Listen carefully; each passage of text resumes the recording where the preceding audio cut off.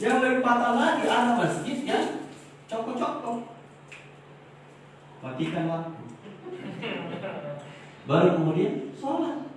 Pertanyaannya adalah, sepertinya hanya Anda yang mau masuk surga sementara yang lain ada korban kan? Gitu. Nah, bukan fatwanya yang bermasalah, tetapi implementasinya di lapangan yang bermasalah. Nah, oleh karena itu, kemudian saya juga ingin kalau sebagai masukan, karena pengambilan dasar hukum yang dilakukan oleh teman-temanmu ya adalah salah satunya adalah hadis tentang hujan. Jadi kalau hujan keras,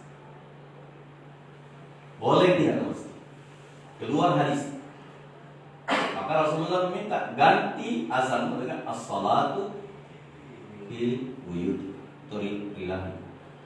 Tetapi persoalannya adalah makasidnya, tujuannya apa? Kenapa sampai dilarang orang datang ke masjid kalau hujan?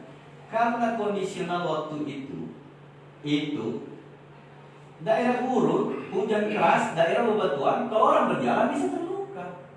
Sehingga dilarang. Kayak kalau kemudian kendalanya itu terselesaikan, maka makasidnya tidak berlaku. Maksudnya gitu. Kalau hujan dan Anda punya mobil, punya kayu, kenapa tidak mesti? Tidak berlaku itu hadis. Karena tidak ada unsur bahaya hilang.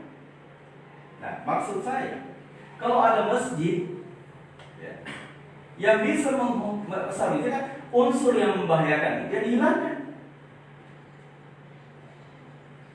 Protokol COVID itu diterapkan. Itu salah satu alternatif. Barangkali ini yang jadi bahan pemikiran kita, ini juga masukan bagi teman-teman MUI. Tolong dipertimbangkan kembali. Kemudian yang kedua, berikutnya adalah kalau makasid menjaga hidup ini sebagai dasar pertimbangan, pertanyaan yang tersisa di masyarakat kita adalah berapa jumlah korban COVID dan berapa, ada lagi namanya fikih malat. Fikih malat itu fikih yang meramalkan akan kejadian yang akan terjadi di masa yang akan datang. Nah, fikih malatnya bagaimana? Yang korban COVID di bawah itu lah. Bakal banyak orang yang korban. Apa itu? Korban ekonomi. Kehilangan pekerjaan. Nah, sekarang coba ditimbang, mana lebih besar mudaratnya? Mudarat kehidupan ekonominya daripada orang yang COVID itu. Itu dia perlu dipertimbangkan. Kenapa? Sampai hari ini kita juga tidak sampai kapan yang terjadi. Makanya saya setuju dengan Pak Jokowi, kita berdamai dengan itu. Sampai itu. Saya sepakat dengan itu. Kita berdamai. Kenapa? Ya karena sebenarnya ada mudarat yang kita tidak bisa bayangkan lebih besar daripada COVID ini. Kita tadi cerita di luar tentang ada orang hilang pekerjaan. Efeknya apa? Ya nyawa juga yang terancam. Kita tidak ada dengan virus. Nah, oleh karena itu perlu merumuskan ulang kembali, baik melalui riset dan sebagainya. Sebenarnya kalau kita timbang-timbangin, mana sebenarnya lebih besar mudaratnya? Wallahu a'lam bishawab. Assalamualaikum warahmatullahi wabarakatuh. Saya kira cukup jelas. Bisa Sakrisal bisa pakai barangkali.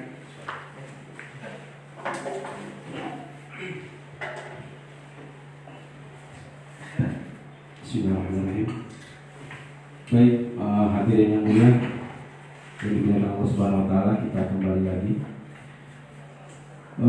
Di awal tadi saya juga sudah sampaikan di saat diserahkan sama Pak Moderator untuk sebagai pembicara awal.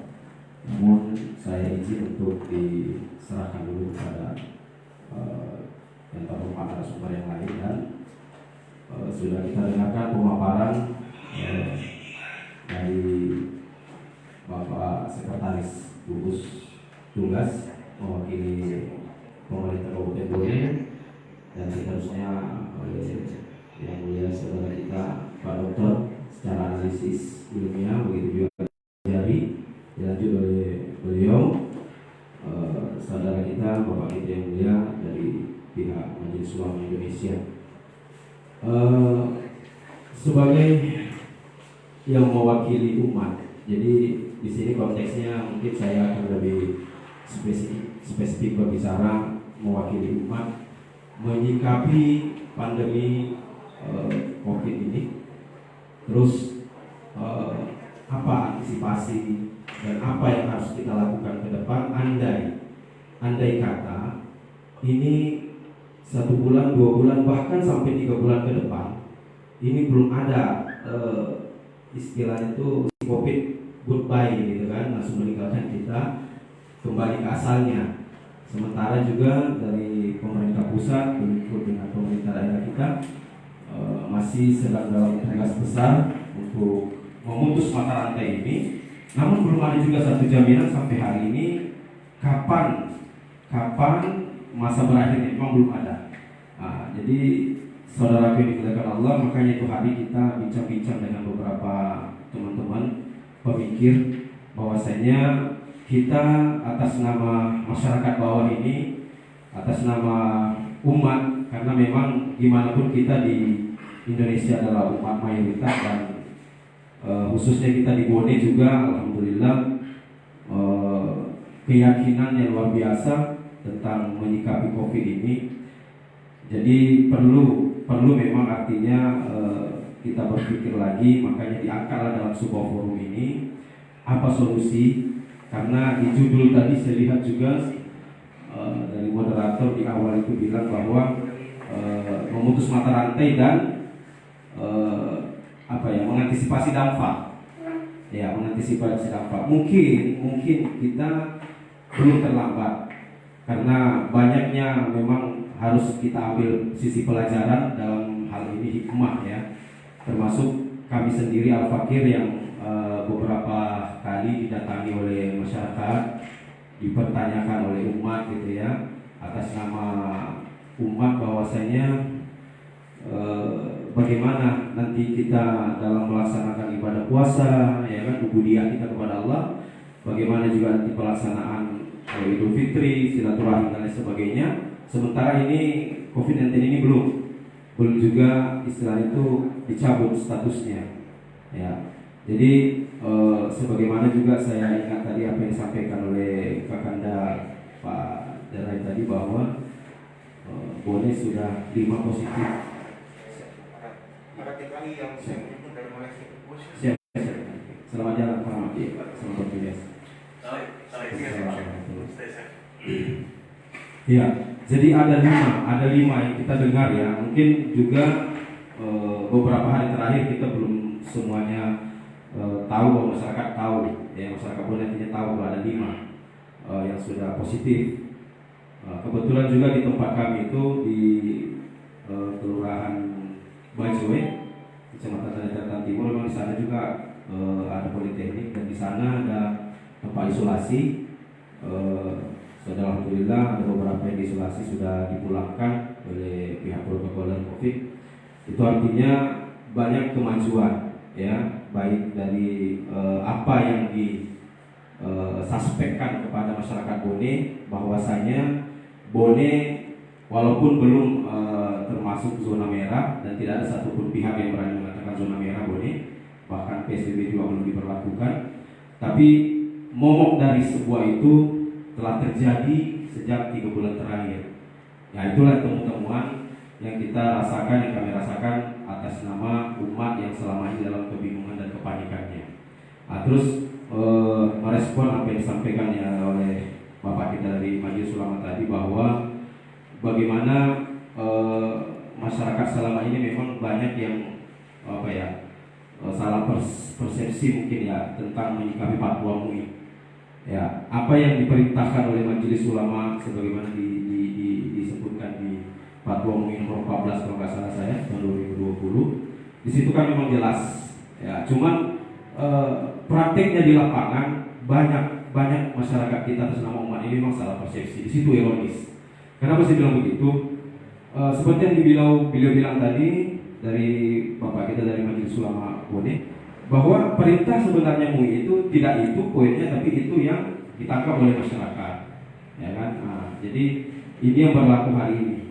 Jadi semuanya itu telah kita rasakan bagaimana kekhawatiran umat ini. Cuman yang pasti hadirin dimuliakan Allah, kami berdasarkan juga hasil curhat dari umat selama ini bahwa apa sih sebenarnya gitu ya, kalau kita mau tanya hikmah, apa sih sebenarnya hikmah yang akan terjadi pada bangsa ini, khususnya Bone.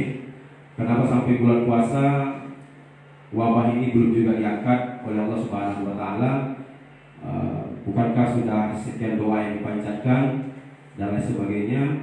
Terus benarkah ini memang artinya COVID-19 ini adalah wabah yang di dalam bahasa Al-Quran itu dalam bahasa hadis juga disebut taun ya. Taun ini adalah benar-benar memang turun dan memang sifatnya alami gitu ya. Memang Allah turunkan wabah dari Allah Subhanahu wa taala langsung tanpa ada campur tangan pihak-pihak manusia atau pihak yang lain gitu ya di bumi ini. Itu pertanyaan-pertanyaan yang selama ini banyak juga datang kepada kami yang mungkin saya pikir itu ada pihak-pihak tertentu yang bisa memberi penjelasan. Yang pasti di kesempatan ini kami bil khususnya mewakili umat Islam Bone lah ya, karena cintanya kita kepada umat ini ya, pada cinta kita kepada umat ini, kami yang memang sudah beberapa kali melakukan pendekatan edukasi kepada masyarakat pentingnya menjaga iman, karena di saat iman Anda pun begitu segala upaya cara dilakukan untuk dijaga, ya kan, justru kelalaian sehingga kita kehilangan sesuatu yang paling berharga, yaitu iman. Nah, iman ini kalau dalam versi ubudiyah kepada Allah Subhanahu wa taala, justru iman kita lah yang akan menjadi bumper ya, menjadi bumper bagaimana imun ini akan selalu posisinya kuat. Imunitas tubuh tidak akan pernah labil, imunitas tubuh ini tidak akan pernah goyah oleh situasi dan kondisi, keadaan mencekam dan lain sebagainya. Makanya selalu kita serukan bahwa jangan sampai kita terlalu fokus menjaga imun tapi kita lupa dengan iman. Kenapa? Karena iblis dan setan itu dia tidak mencuri harta Anda, dia tidak mencuri mobil, ya, kebun, uang dan lain sebagainya. Iblis dan setan adalah mencuri iman, gitu ya. Jadi makanya sedikit kita lengah, maka iman ini akan menjadi taruhannya. Makanya kita selalu sampaikan pencerahan kepada masyarakat, khususnya kepada umat ini, karena hakikatnya kalau kami menyikapi sasaran utama gitu ya, yang paling merasakan dampak dari semua itu, baik dari negara-negara luar, apalagi di negara kita jujur aja ya, sampai hari ini kita melihat fakta yang paling tersorot adalah bagaimana kegiatan umat Islam terbatasi ya, baik dalam sisi aturan lockdown atau karantina wilayah atau PSBB yang berlaku hari ini ya, itu konteksnya semua berorientasi kepada pembatasan tentang bagaimana eksistensi umat Islam dalam beribadah. Ini yang paling kita khawatirkan dan paling ironis buat kita ini, umat yang mau berpikir yang memang kita notabene umat mayoritas di Indonesia, kenapa kita gitu ya. Itu yang selalu menjadi pertanyaan juga di kalangan umat, kenapa kita. Banyak kasus-kasus yang viral yang selalu ditonton oleh masyarakat, bagaimana masjid menjadi sasaran, bagaimana tempat-tempat ibadah, kegiatan-kegiatan keagamaan muslim yang menjadi sasaran, tapi tidak pernah terlihat. Kenapa gitu? Tidak pernah terlihat ada saudara kita yang di luar Islam atau tempat ibadah dia tidak menjadi sorotan dan tidak menjadi target kerja dari protokoler COVID-19 ini, gitu ya, atau yang disebut gugus tugas ini. Tidak ada. Jadi ini semua bagian dari kekhawatiran umat yang sampai hari ini tidak terjawab. Makanya kembali lagi ke awal bahwa apa yang dikhawatirkan umat hari ini, ya kan, apabila 3 bulan ke depan kita sendiri sebagai masyarakat bawah atas nama umat tidak berpikir apa langkah-langkah kita. Karena kalau kita mengharapkan dari pemerintah kita, baik pemerintah pusat atau pemerintah daerah, mungkin tidak termasuk sesuatu yang baik kalau kita mengharap pemerintah yang harus memberikan uluran bantuan kepada umat ini. Padahal di saat kita berpikir ada potensi besar di keumatan itu, ya kan? Di mana di saat kita memanfaatkan masjid misalnya, di saat kita memanfaatkan masjid, di sana ada ekonomi umat, di sana ada sebuah otoritas umat. Jadi hari ini maksud kami itu inginlah Bone ini kita mulai, ya kan? Hasil daripada diskusi kita malam hari ini menyikapi dampak ini kita mulailah. Bagaimana ekonomi umat, bagaimana masjid kita kembalikan tugas fungsinya, gitu ya. Di sana juga bisa kita berpikir dan berbicara bagaimana mengakomodir kebutuhan masyarakat dalam hal ekonomi, ya kan? Begitu juga dalam ubudiyahnya kepada Allah. Karena begitu kita larut dengan segala situasi ini, begitu kita akan terus terkontaminasi oleh rasa takut yang sangat luar biasa, sehingga rasa takut kita kepada yang sesungguhnya yang wajib kita takuti, yang selama ini mungkin kita tanpa sadari, jujur tanpa kita sadari, rasa takut kita kepada corona virus ini sangat luar biasa. Masyarakat yang kita dengarkan selama ini memang sangat luar biasa, sehingga lupa dia takut kepada sang penciptanya, dia lupa takut kepada sang pencipta corona. Makanya kemarin ada wacana yang coba saya lemparkan, bagaimana fungsi masjid ini kita akan fungsikan. Di sana dibentuklah semacam panitia, ya, yang akan menyiapkan kebutuhan pangan, stok pangan. Apabila misalkan 3 bulan ke depan ini COVID belum meninggalkan Bone, ya kan, kita mengantisipasi langkah-langkah itu. Nanti masalah teknis dan lain sebagainya secara spesifik mungkin kita bisa saling sharing. Saya ada format ininya yang saya dapatkan dari teman di Jawa, dan di sana sudah mereka coba lakukan di salah satu Jawa Barat, ya. Mereka sudah coba lakukan itu. Dan alhamdulillah begitu PSBB berlaku di Jawa Barat, ya kan, ada kemandirian kepada umat terjadi, ada kemandirian. Jadi sosial keagamaan mereka tetap berfungsi dengan adanya mengembalikan fungsi masjid sesungguhnya. Itu yang juga yang perlu kita pikirkan. Kalau memang bisa, inilah akan menjadi catatan kita ke depan. Nah, dengan demikian kita dengan secara tidak langsung sedikit mengurangi beban dan tanggung jawab pemerintah kita. Yang tadi ada sahabat kita, saudara kita mempertanyakan bagaimana BLT, bagaimana bantuan pemerintah dalam situasi yang sekarang ini, masyarakat dalam pembatasan. Nah, jadi semuanya juga masih dalam situasi yang belum pasti. Makanya perlunya kembali kita dalam hal ini mengembalikan fungsi bahwasanya iman akan menjawab semuanya. Justru imanlah yang akan terjaga, maka barulah nanti aman posisinya. Ya, imunitas kita aman, iman kita aman, maka benarlah semuanya akan aman. Jadi rasa parno yang selalu hari-hari menghantui kita itu bagian dari rasa takut kita tadi, gitu. Bahwasanya umat ini memang sedang diuji luar biasa, saudaraku. Umat ini sedang diuji, bangsa kita mayoritas Islam ini sedang diuji Allah Subhanahu Wa Taala. Keyakinan kami, Bone pada hakikatnya masih dalam lindungan Allah Subhanahu Wa Taala. Ya, sebagai keyakinan kami. Karena melalui riset teknologi, melalui penelitian-penelitian yang sifatnya itu adalah duniawi, kita tidak bermain di ranah itu. Kita sebagai umat yang selalu menjaga ubudiyah kepada Allah Subhanahu Wa Taala, yang punya hubungan spiritual langsung pada Allah Subhanahu Wa Taala, petunjuk yang selama ini kita tetap memakmurkan masjid, itulah petunjuk yang sesungguhnya Allah berikan. Bone insya Allah akan baik-baik saja ke depan, ya, dari virus yang sangat mengkhawatirkan ini. Itu hakikatnya. Cuma bagaimana kebijakan pemerintah tetap harus jalan, kita sebagai umat harus taati umarah. Itulah tadi yang saya bilang, kita harus mencoba sendiri bangkit. Solusinya harus kita siapkan, antisipasinya harus kita lakukan mulai hari ini. Atas nama umat kita harus mulai kembali fungsikan fungsi-fungsi masjid, ya kan? Karena hanya itu yang bisa membuat umat ini, masyarakat Bone sedikit mungkin terhibur, ya. Karena jujur saja, kami apalagi sebagai majelis zikir yang ada di Bone sudah hampir lebih 16 tahun.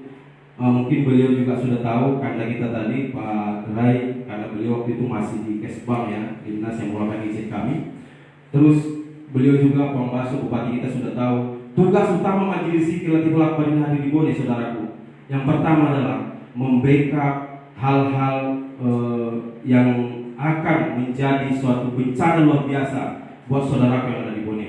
Ya, kita fokus dalam zikrullah, kita fokus dalam doa-doa bagaimana pemimpin kita selalu lindungan Allah, bagaimana masyarakat Bone ini terlindung oleh bencana-bencana yang luar biasa yang tidak pernah tersangka-sangka sebelumnya akan terjadi di Bone. Makanya satu keyakinan, ya itu satu keyakinan. Petunjuk yang kami dapatkan alhamdulillah sampai hari ini dengan adanya menjaga iman, tetap yakin bahwa petunjuk yang benar itu ada di masjid. Ya, petunjuk yang benar dari Allah itu adalah di masjid. Karena tanpa adanya petunjuk yang benar dari Allah Subhanahu wa taala, dengan kita mulai menjauhi masjid karena salah persepsinya tadi kita memahami fatwa MUI bahwasanya kita harus meninggalkan masjid, harus menjauhi masjid, harus menutup masjid, itu adalah satu kesalahan yang mungkin memang butuh pencerahan. Makanya di artikel kami beberapa minggu terakhir yang lalu, ya sudah mulai kita lakukan juga dalam siar dakwah untuk memberikan sedikit kabar gembira kepada masyarakat Bone. Jangan dengan kepanikan kita ini sehingga apa yang mestinya kita lakukan tidak mampu kita lakukan. Sehingga itu yang saya bilang tadi, iblis dan setan mengambil peran penting, mengambil iman kita, mencuri iman kita. Karena petunjuk yang kita dapatkan sebenarnya tidak ada petunjuk, gitu. Bahwasanya petunjuk yang benar yang memang harus diikuti hanya petunjuk dari Allah Subhanahu wa taala. Hanya itu saja. Kita buka At-Taubah 18 itu. Di situ sangat jelas. Sangat jelas, Allah sangat jelas sekali jelaskan di situ bahwasanya apa yang harus kita takutkan dan siapa yang harus kita takutkan. Tidak ada. Bukan si Covid, bukan si virus, bukan pemerintah yang tidak memberikan BLT, ya, bukan gugus depan petugas yang tidak menyantuni kita, bukan. Tapi yang kita takutkan hanya satu, yaitu bagaimana kita sampai lupa takut kepada Allah sehingga kita kebanyakan takut kepada virus.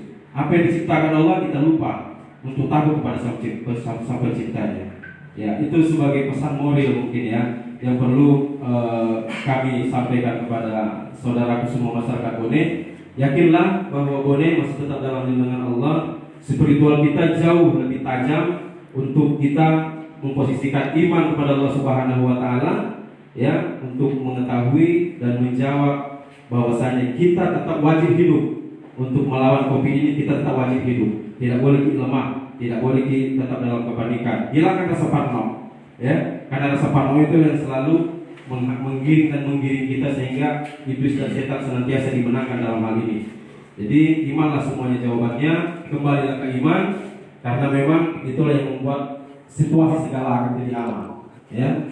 Situasi segalanya menjadi aman. Jadi mudah-mudahan ini akan kita lanjut dalam diskusi berikutnya, akan kita lanjut dalam sebuah progres yang mungkin akan menjadi manfaat buat umat, khususnya masyarakat Bone, insyaallah. Saya rasa dari kami itu saja dulu, saudaraku. Mudah-mudahan dari yang lain mungkin masih banyak narasumber yang akan lebih menambahkan lagi. Dari kami, wallahu a'lam bishawab. Ifani rabbi hasbi ali wa tawakkal wa la quwwata illa billah. Wassalamualaikum warahmatullahi wabarakatuh. Ya, syukran Ustaz, terima kasih. Beliau lebih banyak memberikan semacam wejangan agar kebatinan kita sebagai umat, sebagai warga masyarakat lebih kokoh, lebih kuat dalam menghadapi berbagai persoalan utamanya pandemi. Berikutnya, para pemirsa, kita sudah di akhir acara. Masih ada dua narasumber kita dari praktisi hukum dan pelaku ekonomi. Ada Ketua Himpunan Pengusaha Muda Kabupaten Bone, Haji Bagja. Saya pikir beliau mungkin akan mempresentasikan seperti apa kondisi perekonomian kita hari ini dan kira-kira ada hal yang bisa kita lakukan untuk ekonomi tetap bergairah, tetap bangkit sehingga dalam kondisi apapun ini ekonomi kita masih bisa berjalan sebagaimana seharusnya. Waktu dan tempat kami silakan.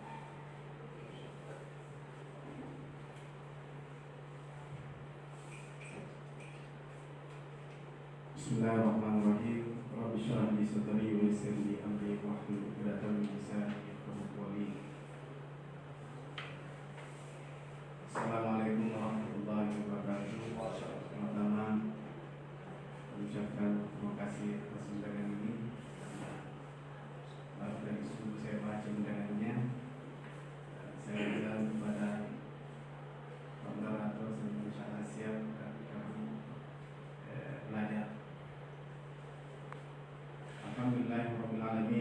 wassalamu ala Rasulillah sallallahu alaihi wasallam. Allahumma salli ala sayyidina Muhammad wa ala alihi wa sahbihi ajma'in, amma ba'd.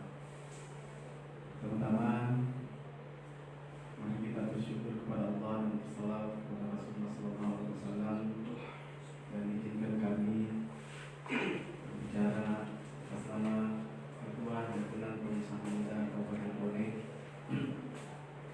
atau yang lebih dikenal dengan HIPMI. Melihat tema dari dialog publik hari ini atau malam hari ini, yaitu Bone bangkit bersama melawan virus corona. Kalau anak HIPMI melihat ini, tentu yang dimaksud di sini adalah bagaimana ekonomi Kabupaten Bone, khususnya di kalangan pengusaha muda ini. Karena kan kalau pengusaha kan terlalu banyak yang sebenarnya ya. Perlu kami sampaikan bahwa di HIPMI itu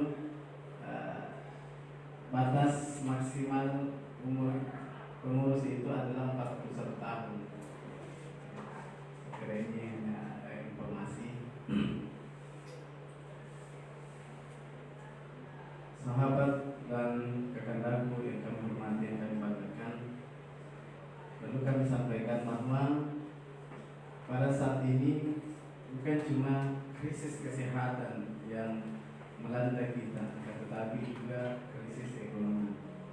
Sebenarnya kalau krisis ekonomi yang kami pahami itu bahwa sebelum COVID ini kan sudah ada krisis global, ditambah lagi dengan krisis atau COVID ini, maka luar biasa pengaruhnya.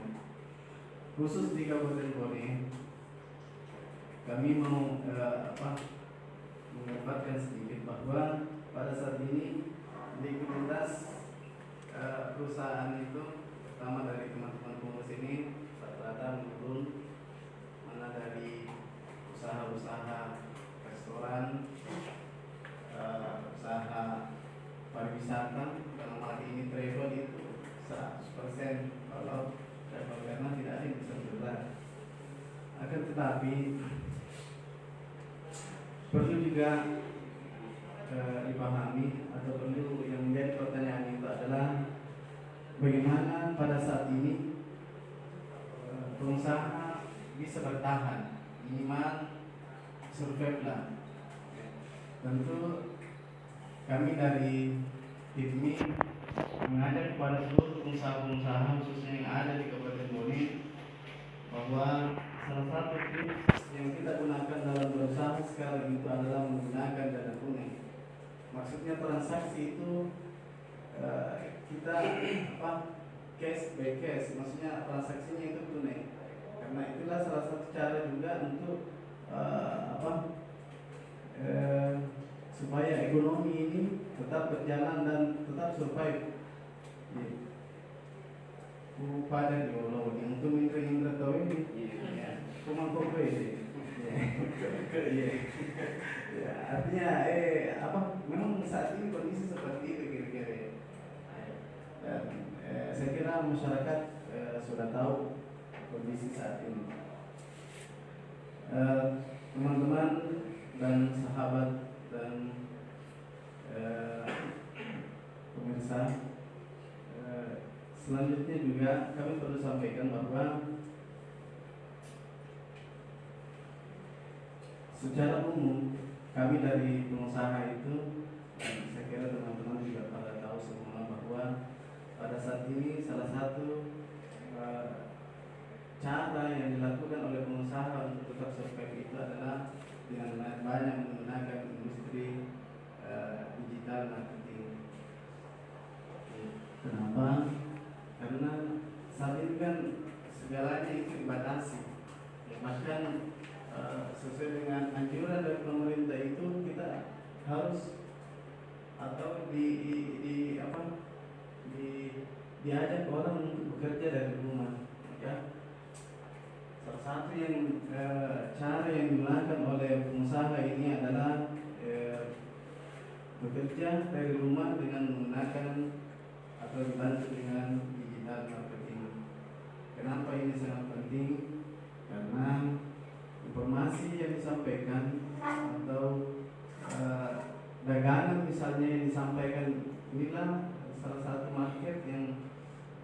sekali peluangnya, besar sekali kesempatan, atau ada kesempatan di situ yang bisa dimanfaatkan sebaik mungkin. Selanjutnya kami bersyukur dari ini diajak berdiskusi atau dialog pada kesempatan kali ini, karena ini juga adalah bagian dari salah satu bagaimana caranya sampai kenapa karena kita ada silaturahim.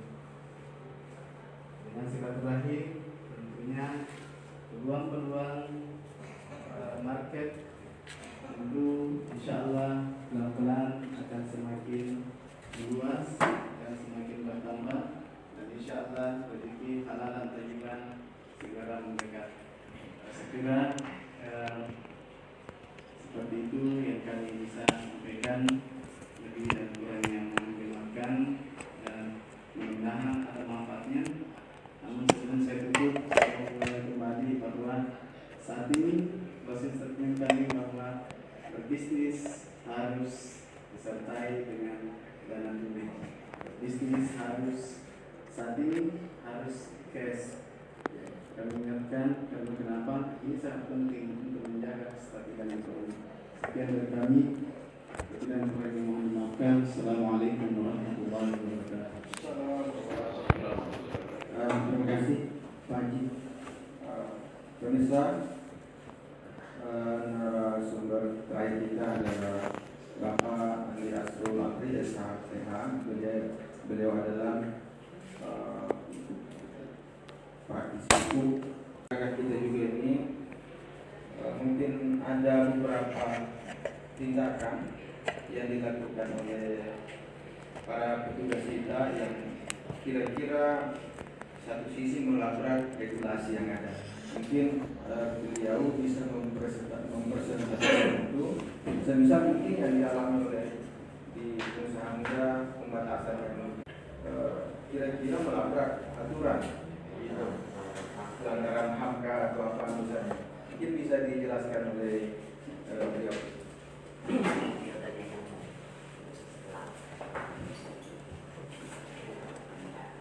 Bismillahirrahmanirrahim. Assalamualaikum warahmatullahi wabarakatuh.